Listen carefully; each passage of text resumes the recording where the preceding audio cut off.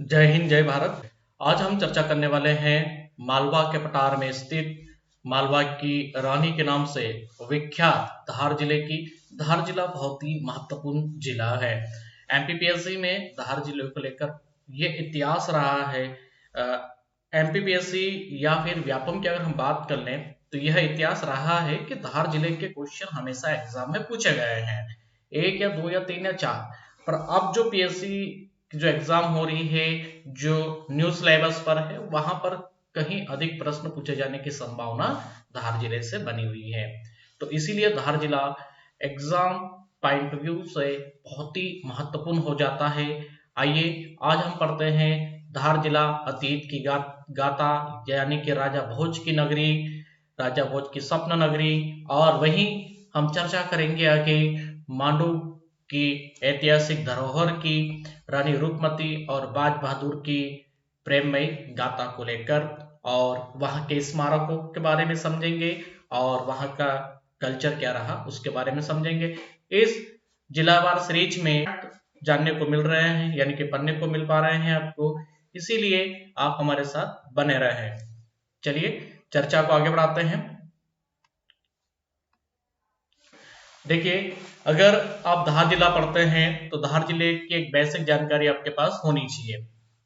जैसे मैं कहूं कि ये तो ठीक है कि धार जिले की रूपरेखा हम पढ़ लेंगे यहाँ पर, अच्छी बात है। चलिए, तो सबसे पहले तो रूपरेखा की हम चर्चा करते हैं कि क्षेत्रफल कितना है धार जिले का। 8,153 वर्ग किलोमीटर। ये एक सामान्य जानकारी है, किसी भी जिले की हो। जैसे हमने पूर्व में अन्य जिलों का अध्ययन किया था, वहां पर हमने यही देखा था। और ये 9वां स्थान रखता है। जनसंख्या की अगर हम बात कर लें तो आंकड़े ना देखते हुए सिर्फ स्थान देखे आप, यह एग्जाम में क्वेश्चन हो सकता है कि 7वां स्थान कौन से जिले का है। हाँ, ये बहुत आईएमपी है। थर्ड वाला पॉइंट अगर आप देखें, ये एग्जाम में पूछा भी गया है। अनुसूचित जनजाति जनसंख्या का घनत्व सर्वाधिक कहां पर है, यानी कि प्रतिशत उसका जो है, उसको लेकर क्वेश्चन आया था। और जनसंख्या को लेकर भी एमपीपीएससी में प्रश्न पूछा गया था, जिसमें जो राइट आंसर करना था आपको, वह अलीराजपुर करना था। तो ये दो जिलों में बच्चे बहुत कंफ्यूज हुए, एक धार में और अलीराजपुर में। तो यहाँ पर सर्वाधिक जनसंख्या निवासरत है अलीराजपुर में। और प्रतिशत की अगर हम बात करेंगे तो प्रतिशत का जो एरिया है, 55.9% का जो पॉपुलेशन है एसटी का, वह धार जिले में है। यथावत है, आज भी है। पर अलीराजपुर अब अपडेट हो चुका है। और इसके बाद आप पढ़ेंगे आप यहाँ पर झाबुआ। तो अब प्रतिशत के मामले में झाबुआ दर्ज हो चुका है। अगर आपको नहीं पता है तो यह आप नोट कर लीजिए। खैर, आने वाले जिले धार झाबुआ हम पढ़ेंगे, सॉरी धार तो पढ़ ही रहे हैं, झाबुआ अलीराजपुर हम पढ़ेंगे, तो काफी अच्छे से आपको पता चलेगा इसके बारे में। अब गठन की चर्चा करते हैं तो गठन 1 नवंबर 1956 को हुआ था। ठीक है, पार्ट बी का हिस्सा रहा। धार स्टेट पवार स्टेट थी यह। प्रमुख नदियों की अगर हम बात कर ले, बाघ, मान, माही, ये यहाँ की प्रमुख नदियां थी। और ठीक क्या है, मतलब यहाँ से बहती ये नदियां। तो मुख्य नदियों की श्रेणी में आप देखेंगे बाघ, मान और माही। देखिए, तीनों रिवर के अपने अलग अलग फैक्ट है। अगर हम बाघ की बात कर लें तो इसी नदी के किनारे पर बाघ गुफाएं आपको देखने को मिल जाएगी, जस्ट किनारे से है। ठीक है, 5वीं से 7वीं शताब्दी की गुफाएं हैं, जिनके बारे में हम आगे चर्चा करेंगे। आप समझिए सिर्फ मान नदी की अगर बात कर ले, यहाँ पर एक अच्छी खासी परियोजना बनी हुई है, नर्मदा की सहायक नदी है ये भी। माही की अगर हम चर्चा करें तो बहुत ही महत्वपूर्ण नदी है। आपने कहीं बार पढ़ा होगा कि कर्क रेखा को ये 2 बार क्रॉस करती है, और अंग्रेजी भाषा का जो यू है उसके उल्टे क्रम में बहती है। ये यू है तो ये माही है, यानी कि यहां से गई माही। और ये, इसके बारे में हम चर्चा करेंगे आगे संक्षिप्त में। माही को आप पढ़ पाएंगे यहाँ पर। वही आदिवासियों की जीवन रेखा के नाम से विख्यात इन जिलों में यह रतलाम वगैरह जो है, आपका झाबुआ है, इन जिलों में काफी प्रसिद्ध है ये नदी। और इसका जो उद्गम स्थल है और नदी के किनारे जो अति महत्वपूर्ण तीर्थ स्थल है, जहां से प्रश्न आपको पूछे जा सकते हैं, तो उस पर हम चर्चा करेंगे आगे लेक्चर में।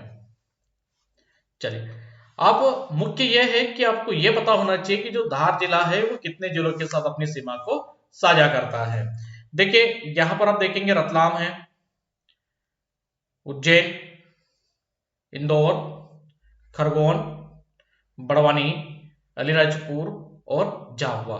अगर आप काउंट करें तो 1 2 3 4 5 6 7 कुल 7 जिलों के साथ धार जिला अपनी सीमा को साझा करता है।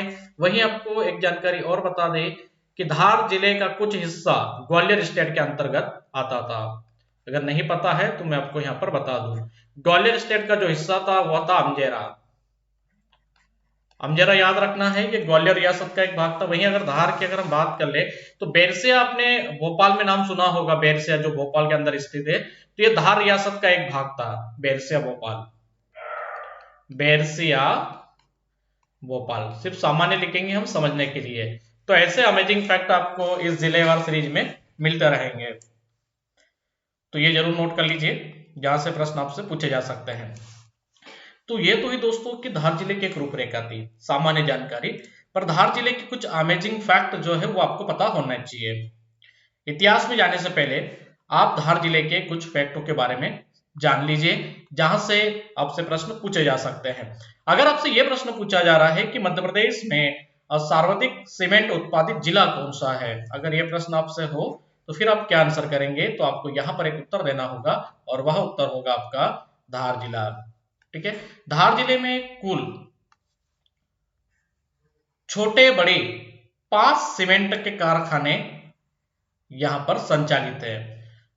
ध्यान दें, धार जिले में 5 सीमेंट के कारखाने हैं, सर्वाधिक सीमेंट फैक्ट्रियां यहीं पर प्रदेश में।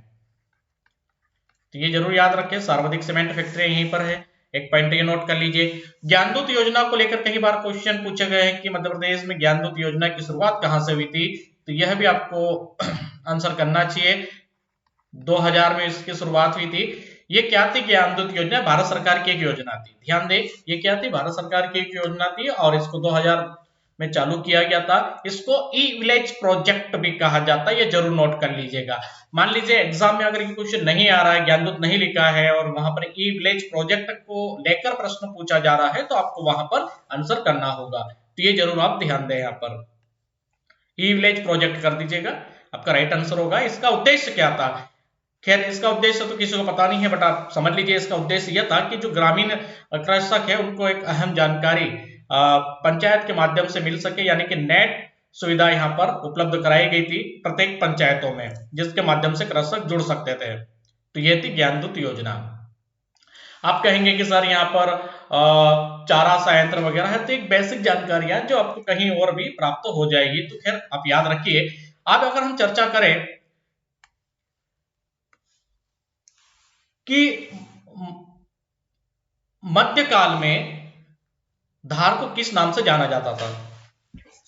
एग्जाम में ये भी क्वेश्चन होगा कि मध्यकाल में धार को हम किस नाम से जानते थे, या धार का उस समय क्या नाम था। तो देखिए, धार को मध्यकाल की अगर हम बात कर ले तो पिराने धार के नाम से जाना जाता था। पिराने धार, यह धार का मध्यकालीन नाम था। और इसकी अहम डिटेल चाहिए तो आप हमसे जुड़े रहिए। धार को मालवा की रानी भी कहते हैं, जैसे हमने चर्चा की है। मालवा की रानी, एक ये नोट कर लीजिएगा आप, यहां से क्वेश्चन हो जाएंगे आपके। दूसरा, रुक्मणी हरण स्थल। रुक्मणी हरण स्थल यहीं पर है। आमका झुमका माता मंदिर, आमका झुमका माता मंदिर, यहीं पर रुक्मणी हरण स्थल है, जहां पर कृष्ण भगवान ने रुक्मणी का हरण किया था। ऐसा आपने कई बार धारावाहिकों में भी देखा होगा, कई मूवी में भी देखा होगा। ठीक है, वहां पर बताया भी गया है, तो हम इसमें ज्यादा डिटेल पे नहीं जाएंगे। ठीक है, आप संक्षिप्त तुम समझिए स्थल कहां पर, अगर ऐसा प्रश्न हो तो आपको आंसर करना चाहिए, धार जिले के अंदर है। इसके अलावा सीमेंट फैक्ट्री में हम चर्चा कर रहे थे, सबसे बड़ी एशिया महाद्वीप की सबसे बड़ी जो सीमेंट फैक्ट्री है वो मनावर टोकी ग्राम में खोली गई है। वो एशिया की सबसे बड़ी सीमेंट फैक्ट्री है, अल्ट्राटेक सीमेंट कंपनी। तो ये जरूर याद रख लीजिएगा। वहीं एक चीज और है, हर्षवर्धन सिंह चौहान, आपने नाम सुना होगा हर्षवर्धन सिंह चौहान का। राष्ट्रीय अनुसूचित जनजाति के जो अध्यक्ष है, आयोग के अध्यक्ष है, उनका ये गृह जिला है और यहीं से वह आते हैं, धार डिस्ट्रिक्ट से। तो उनके बारे में आपको पता होना चाहिए। इसके अलावा धार के अमेजिंग फैक्ट में अगर हम चर्चा करें तो अस्मदा, अस्मदा जीवाश्म पार्क आपको यहाँ पर देखने को मिल जाएगा, एक ये नोट कर लीजिए। इसके अलावा जमुना देवी तितली पार्क, अगर नाम सुना हो आपने, नहीं पढ़ा तो पढ़ लीजिए, राष्ट्रीय लेवल का है बेटा ये, ठीक है, नोट कीजिए। जमुना देवी नेशनल तितली पार्क कहां पर है, तो आपको आंसर करना है, धार जिले में है, मांडू में खोला गया है। इसके अलावा नेता प्रतिपक्ष, महिला नेता प्रतिपक्ष में प्रथम महिला थी जमुना देवी, जो कुक्सी विधानसभा क्षेत्र से आती थी, हालांकि इनका जन्म कहीं और हुआ था, सरदारपुर में। इनकी बायोग्राफी पे हम नहीं जाएंगे, बस इतना समझिए भुआ के नाम से बहुत फेमस हुई है ना। मध्य प्रदेश में भुआ के नाम से किसको जाना जाता है, तो आप आंसर कर सकते हैं जमुना देवी को। तो ये एक बेसिक जानकारी है धार डिस्ट्रिक्ट की, जिसमें हम चर्चा कर रहे हैं। राष्ट्रीय अनुसूचित जनजाति आयोग के अध्यक्ष के बारे में आपको समझा दिया है, ठीक है। ये लोकसभा चुनाव के लिए भी नामित हुए थे, प्रत्याशी थे 1996 में, तब धार बड़वानी लोकसभा क्षेत्र हुआ करता था, ठीक है। इसके अलावा आपने एक नाम और सुना होगा, स्पोर्ट में काफी फेमस है, सौरभ वर्मा, ठीक है। तो सौरभ वर्मा का गृह जिला है, सौरभ वर्मा यहीं से आते हैं, धार डिस्ट्रिक्ट से। सौरभ वर्मा के बारे में आपने सुना होगा कि सौरभ वर्मा जो है, उन्होंने रूस ओपन जीतने वाले वो पहले भारतीय खिलाड़ी थे। 2018 में उन्होंने ये खिताब जीता था, ठीक है। और इस तरह के वो प्रथम भारतीय खिलाड़ी है जिसमें मध्य प्रदेश के अलावा नहीं, भारत का नाम भी उन्होंने रोशन किया। और दुनिया के इस तरह के वो 65 नंबर के खिलाड़ी थे, परंतु हमारे भारत के पहले थे। तो सौरभ वर्मा के बारे में आपको बिल्कुल अच्छे से पता होना चाहिए, क्योंकि स्पोर्ट पर्सनालिटी है और इनको लेकर क्वेश्चन पूछे जा सकते हैं आपसे। इसके अलावा धार जिला जो है वो खेती के मामले में, यानी कि कृषि के क्षेत्र में बहुत ज्यादा समृद्धशाली जिला है प्रदेश में। यहाँ पर विभिन्न प्रकार के क्षेत्रों में विभिन्न प्रकार की खेती होती है। केसर की खेती, जी हाँ, जो कि पुलवामा वाले जो कश्मीर वाला भाग है वहां पर होती है, वही केसर की खेती कुछ कुछ कृषक जो है वो धार जिले में करते हैं। इसके अलावा प्लास्टिक की खेती, नाम अब पहली बार सुन रहे, कैसे होती है। प्लास्टिक का एक पौधा आता है जिससे अभी मार्केट में जो प्लास्टिक उपलब्ध कराई जा रही है, जिससे आप खाद बन सकता है, उससे कोई हानि नहीं होगी, तो इस तरह के पौधे से प्लास्टिक बन रही है। तो प्लास्टिक की खेती भी धार जिले में की जाती है। मोतियों की खेती, अगर आप नाम पहली बार सुन रहे हो या पहले पढ़ा हो आपने, समुद्री मोतियों की खेती भी यहीं पर की जाती है। इसके अलावा यहाँ पर सफेद मूसली की भी खेती की जाती है, काला गेहूं उगाया जाता है और अनेक प्रकार की खेती यहाँ पर की जाती है। सभी खेती जैविक पद्धति से होती है, तो इसलिए जिला विशेष हो जाता है, आपको यह पता होना चाहिए। इसके अलावा मेघनाथ की तपोस्थली रहा है धार जिले में, नर्मदा नदी का किनारा, जिसके बारे में हम चर्चा करते हैं, निशरपुर कोटेश्वर। तो धार जिले के ऐसे अमेजिंग फैक्ट आप समझे यहाँ पर। कोटेश्वर मैं लिख देता हूं, निसरपुर। निसरपुर एक ब्लॉक है, ठीक है, और इसी ब्लॉक के अंतर्गत कोटेश्वर जो धाम है, प्रसिद्ध धार्मिक क्षेत्र, यहाँ पर मेघनाथ ने तपस्या की थी। ये बाघ उरी के संगम पर बसा हुआ है और ये दोनों नदियां मिलती है और यह संगम करती है नर्मदा के साथ। तो यह आपको याद रखना मेघनाथ तपोस्थली को लेकर। तो यहाँ पर हमने चर्चा की थी धार जिले के अमेजिंग फैक्ट को लेकर। चलिए अब हम चर्चा करते हैं परमार डायनेस्टी को लेकर। फिर भी धार जिले के कुछ फैक्ट और भी है, उस कुछ फैक्ट में जैसे आप देखेंगे कि सर्वाधिक विकास खंड वाला जिला प्रदेश का है, ये जरूर याद रख लीजिएगा। क्या है सर्वाधिक विकास खंड वाला जिला प्रदेश का? कौन सा? 13 विकास खंड है। औद्योगिक क्षेत्र जो पीतमपुर है वो धार जिले के अंतर्गत आता है, ना कि इंदौर डिस्ट्रिक्ट के, ठीक है।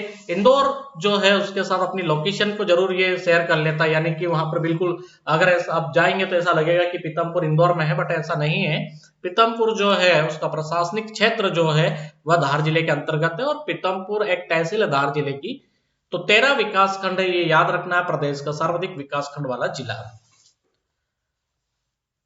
इसके अलावा अगर हम चर्चा करें यहाँ पर मालवा के परमार जो है, परमार राजवंश की अगर हम बात कर ले तो इनकी जो उत्पत्ति है अग्नि कुंड से होती है, ये आपको पता होना चाहिए। बहुत सारा यहाँ पर घटनाक्रम है, उसमें हम ज्यादा डिटेल पे नहीं जाएंगे, आप सिर्फ संक्षिप्त में समझ लीजिए जहां से आपसे प्रश्न पूछे जा सकते हैं। क्योंकि परमार राजवंश पर हमारा खुद का सहायक शोध रहा है, हमने एक ग्रंथ लिखा है जिसका प्रकाशन 6 फरवरी को किया जाएगा, यानी कि 2022 में। तो इसीलिए मैं कहूंगा कि आप इसको सिर्फ संक्षिप्त में समझे, जब डिटेल होगी उसके बाद हम आपको बिल्कुल बताएंगे डिटेल क्या है, कैसे क्या हुआ है। ओके, तो सहायक शोध मैंने यहाँ पर दिया है अपना। तो अग्निकुंड से होना मानते हैं, यह आपको याद रखना है।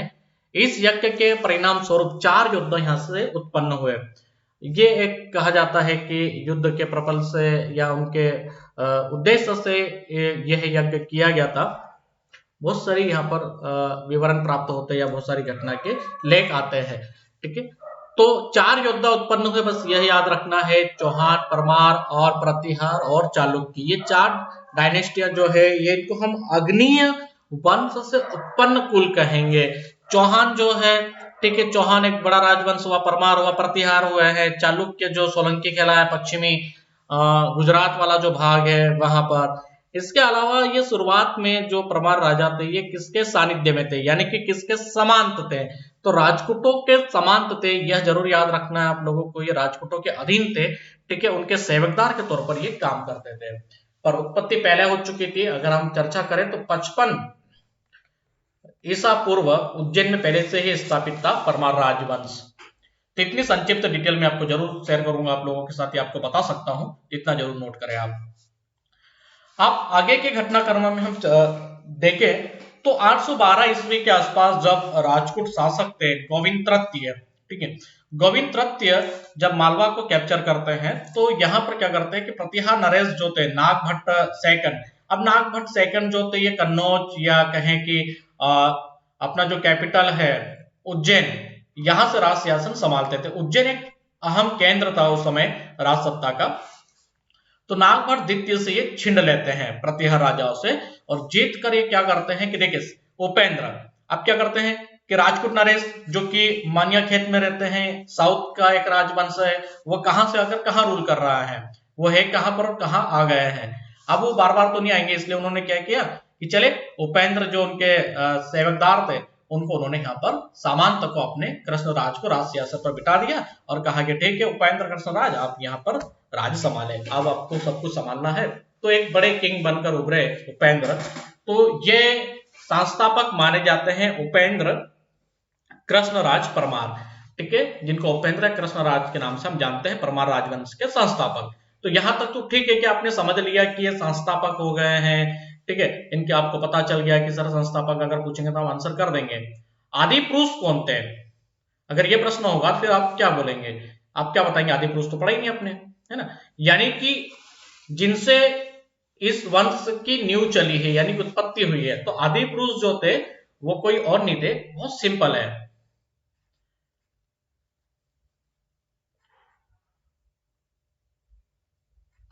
प्रमाण। ये शब्द ही याद रखना है आपको, आपको रक की ऐसे ही मात्रा का प्रयोग करना पड़ेगा, ठीक है, नेता बोलेंगे सर परमार, इसी प्रमार से इस तरह से फिर परमार निकला और फिर यह राजवंश कहलाने लगा। तो यह जो थे यह आदि पुरुष थे, सबसे पहले अग्निकुंड में यही उत्पन्न हुए थे। ओके, ऐसे चारों राजवंश का। चलिए, तो आप इतना पता चल गया आपको। अब प्रतिहार राजाओं ने क्या किया कि भाई वो तो सीधा है कि कन्नौज से भी अपना राज सिंहासन संभालते थे, है ना। और आपकी जानकारी के लिए बता दूं कि प्रतिहार राजाओं की राजधानी रहा है, मतलब राजवंशों में अगर हम कहीं देखें तो एक सबसे ज्यादा समय तक उज्जैन पर अगर किसी ने रूल किया तो प्रतिहार राजाओं ने किया, ठीक है। तो इनके बारे में अहम जानकारी जो है जब हम उज्जैन जिला को पढ़ेंगे या उज्जैन डिस्ट्रिक्ट में जब बहुत सारी चीजों को समझेंगे, वहां के इतिहास को जानेंगे या फिर प्रतिहार राजवंश से संबंधित मध्य प्रदेश के राजवंश आप जब पढ़ेंगे तो उसमें काफी डिटेल्स आपको यहाँ पर पढ़ने को मिल जाएगी। खैर अब इतना याद रख लीजिए, इतने में काम हो जाएगा आपका, ठीक है, बस इतना कर लीजिएगा। अब मालवा जो है, मालवा पर इनका जो अधिकार है वो 946 ईस्वी तक रहा। इसके बाद इनके आधिपत्य में ये बना रहा है। इसके बाद क्या होता है कि परमार वंश का एक वीर योद्धा आता है, बैरसिंहादित्य या बैरसिंहादित्य भी कहते हैं इनको। ये क्या करते हैं कि राजपूत नरेश जो है कृष्ण तृतीय जो इनके मतलब पहले से ही अधिपति रहे हैं, उनसे मदद लेते हैं कि ठीक है आप हमारी मदद कीजिए। तो मदद करते हैं और पुनः वापस से मालवा इनके हाथों में आ गया। अब होता क्या है कि आपकी जो बुक है, आपकी जो कॉपी किताब है या फिर आपका जो अदरवाइज कहीं का भी कंटेंट है तो उसमें आपने ये पढ़ा है कि बैरसी सेकंड ने राजधानी स्थानांतरित की थी उज्जैन से धार। मैं कहूंगा कि पूरी तरह से भ्रमित है, गलत है। अगर ऐसा पड़ा है तो आप आज सुधार कर लीजिए, ऐसा कुछ भी नहीं था। ठीक है, अभी तो उनको मिला है और वो धार पहुंचे हैं। सीधी सी बात है, उज्जैन का अगर आप कैप्चर करेंगे तो उस समय एक मालवा सूबा कहलाता था। मैं छोटा सा मानचित्र फिर बना के आपको समझा दूं ताकि आसानी हो, समझने में कोई दिक्कत नहीं हो, बराबर आप समझते रहें, आपको कोई समस्या का सामना करना ना पड़े। ठीक है, हम मालवा ऐसा बना लेते हैं, अभी हम बाहर भी जा सकते हैं मालवा के। तो ये धार कोई दूर नहीं था, ठीक है, पास में था उज्जैन के, तो उज्जैन क्षेत्र के अंतर्गत आता ही था। अच्छा, धार पर आधिपत्य बनाए रखने का जो उद्देश्य था वो ये था कि धार जो है भौगोलिक दृष्टिकोण से बाहर के आक्रांताओं से काफी सुरक्षित नजर आ रहा था उस समय उज्जैन की अपेक्षा अगर देखें तो इसीलिए बैरसिया ने धार पर भी अपना आधिपत्य जमाया, परंतु कैपिटल जो था वह ट्रांसफर नहीं किया था उन्होंने। ठीक है, ट्रांसफर जो किया था वो 11वीं शताब्दी में राजा भोज ने की थी, राजधानी परिवर्तित। क्योंकि राजा भोज के बारे में जो डिटेल आप पढ़ेंगे उसमें आपको बहुत ज्यादा जानकारी मिलेगी, तो इतना जरूर अपडेट कर लीजिएगा। ठीक है, अब उदयपुर प्रशस्ति। अब उदयपुर प्रशस्ति का मतलब ये हुआ कि शिलालेख के यह, और उस शिलालेख में यह बताया गया है कि किस तरह से बैरसिया ने धार पर अपना आधिपत्य जमाया। जो दुश्मन थे वहां के, जो उनको खदेड़ दिया उन्होंने और धार को अपने अधीन ले लिया। तो एक विवरण प्राप्त होता है यहाँ पर शुरुआती श्रेणी में। अब बैरसिया के पुत्र जो होते हैं सियक द्वितीय ने 972 ईस्वी में अपने अधिपति राजपूत नरेश खोतिंग को परास्त कर दिया। अब ये इन्होंने क्या किया कि ठीक है, हम तुम्हारी अब सॉरेनिटी को एक्सेप्ट नहीं करेंगे, बार बार मैं नहीं मानता, ऐसा किसने बोल दिया? सियक द्वितीय ने, और इसने उनसे दुश्मनी मोल ले ली और इस तरह से इसने पूरे मालवा में एक स्वतंत्र राज्य की स्थापना की, जिसकी सीमाएं अगर हम मानचित्र पर बनाकर देखें, भारत का एक छोटा सा मानचित्र फिर बनाना पड़ेगा। इससे क्या होगा कि इतिहास जो हम पढ़ रहे हैं परमार राजवंश का, वह आपको बहुत अच्छे से क्लियर हो जाएगा। कैसे क्लियर हो जाएगा? भारत का मानचित्र अच्छे से बनना चाहिए, कहीं पर भी त्रुटि ना हो, ध्यान दें। और मैं कहूंगा कि मानचित्र बनाना अच्छे से सीखे, जितना स्पीड में मैंने बनाया इतना आप भी बनाना सीख जाएंगे अगर ऐसे क्लास लेते रहे तो। खैर, अभी यहां पर समझ लीजिए, पहला तो यह है कि कुछ पॉइंट जो दिए गए हैं वो पॉइंट आपको समझना चाहिए। उत्तर में झालावाड़। अब झालावाड़ कहाँ है? ये यहाँ पर झालावाड़ है, ये उत्तर वाला भाग कह सकते हैं, ये झालावाड़। ठीक है, मध्य प्रदेश का तुम ये मत लगाइए कि सर ये पश्चिमी भाग है, ठीक है ना, अभी यह मध्य प्रदेश नहीं बना था उस समय। ओके, दक्षिण में ताप्ती रिवर, ठीक है, पूर्व में भेलसा, किसको कहेंगे? विदिशा, और पश्चिम में साबरमती। तो यह परमार राजवंश की सीमाएं स्थापित की थी बैरसिया ने, तो यह आपको पता होना चाहिए। ओके, चलिए, सियक द्वितीय ने राज त्याग कर दिया और फिर उनके बाद उनके जो पुत्र थे, ठीक है, दत्तक पुत्र माने जाते हैं वक्कपति मुंज, इनको उत्पल के नाम से भी जाना जाता है, उत्पल, और वाक्यपति द्वितीय इन्हीं को कहा जाता है। इसके अलावा इनके और भी अन्य नाम है, जो डिटेल आपको पढ़नी है तो आने वाली क्लासों में बहुत अच्छे से मिलेगी आपको। तो वाक्यपति द्वितीय यहाँ पर राज सिंहासन संभालते हैं, एक प्रसिद्ध राजा हुए मुंज, और महान योद्धा थे, विद्वान थे। पद्मगुप्त, धनंजय, धनिक और भट्ट। धनिक और भट्ट ये जो थे नालचा के थे, नालचा जो धार के पास में पड़ता है, इतना जरूर बता दूंगा मैं, ठीक है, और ये जैन थे, मतलब कौन से? जैन धर्म से संबंधित थे। इसका मतलब साफ और स्पष्ट हो जाता है कि परमार राजवंश के समय जो जैन धर्म था उसको काफी अच्छे से संरक्षण दिया गया था। उसके अलावा अन्य जो धर्म थे सभी को यहाँ पर संरक्षण दिया गया था परमार राजाओं के द्वारा। तो वाक्यपति मुंज क्या करते हैं कि राजा बनते हैं, और यह एक विद्वान कवि भी थे, हदय राजा के नाम से ये विख्यात थे। अब ये क्या करते हैं, इनका जो मुख्य जो संघर्ष रहा वो तैलपदित्य से रहा। अब तैलपदित्य जो थे वो गोदावरी की इनकी सीमाएं थी, पहले ऐसा कोई स्टोन नहीं लगाया जाता था कि ये सीमा समाप्त, सीमा प्रारंभ। उस समय जो कुछ पहाड़ियां होती थी, कुछ मंदिर होते थे, और नदियां जो होती है उनसे सीमांकन उस समय किया जाता था। तो ऐसे कुछ सीमाएं थी कि नदियां, क्या वाला किनारा तुम्हारा, ये वाला किनारा हमारा, तो इधर तुम आओगे तो हमारा एरिया, उधर जाओगे तो तुम्हारा एरिया, मतलब वहां पर तुम्हारे सेनापति खड़े रहेंगे। मतलब कह सकते हैं कि बॉर्डर की सुरक्षा की जो परंपरा है दुनिया में वो पहले से ही मौजूद थी, ये हम कह सकते हैं इस समय काफी अच्छे से। चले अब आगे बढ़ते हैं। तो मुंज क्या करते हैं कि मुंज ने 6 बार आक्रमण किया, किस पर, चालुक्य तैलप पर। अब तैलप पर आक्रमण किया, तैलप को परास्त किया।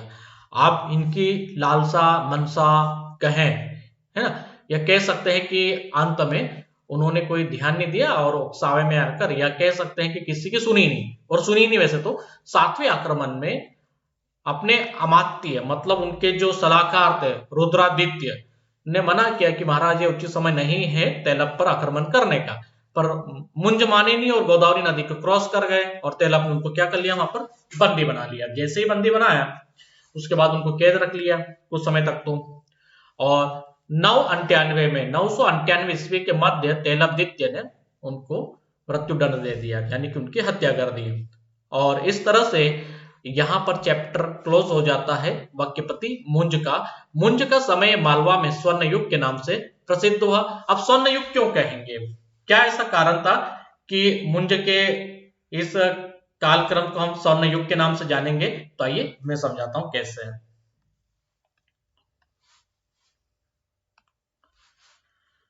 इन्होंने धार में मुंज देवजी झील, जैसे आप देख पा रहे हैं ये तालाब, और ये गढ़ कालिका माता जो मंदिर है धार का, उसकी स्थापना करवाई थी वाक्यपति मुंज ने। सागर तालाब ये मांडू में, जिसमें सागर तालाब और मुंज तालाब के बीच में आपने कहीं बार सुना होगा जहाज महल स्थापित किया गया था गयासुद्दीन उदल खिलजी के द्वारा। तो ये 2 तालाबों के बीच में बना, जिसमें सागर तालाब का जो निर्माण है वो वाक्यपति मुंज ने करवाया था, मुंज सागर तालाब जो है।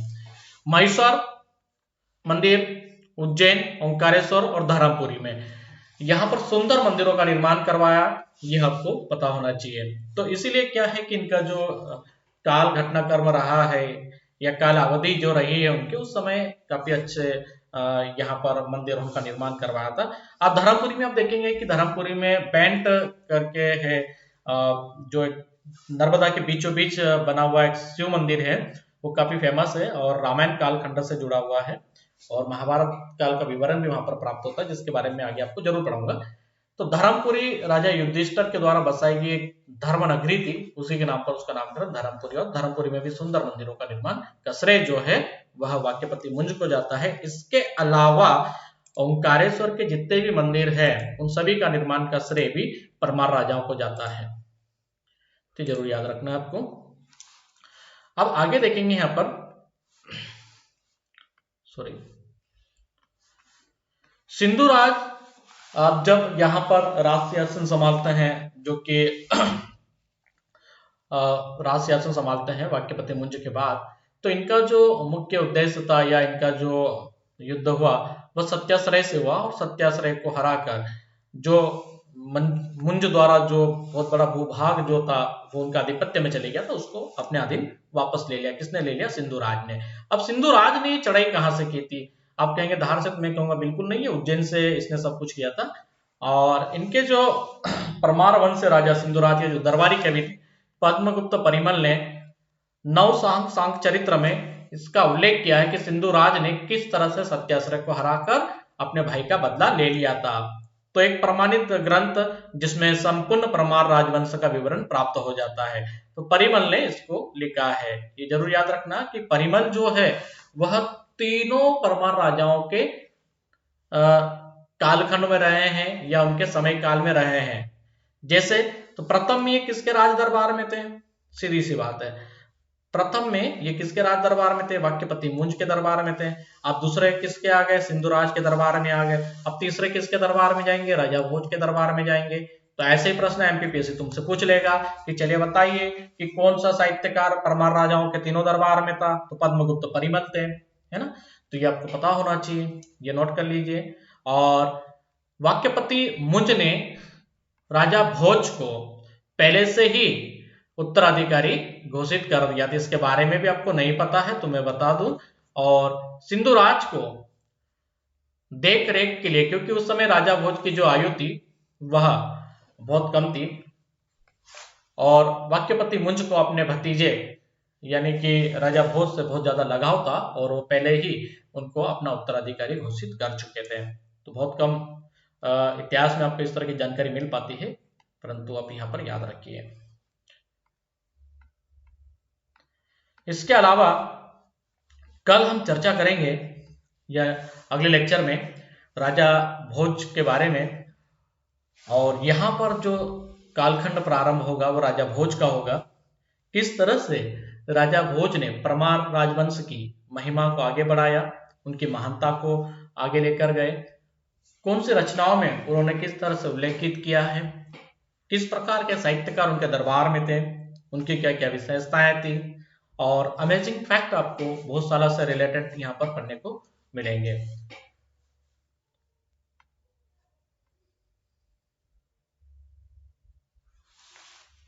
Thank you. जय हिंद, जय भारत।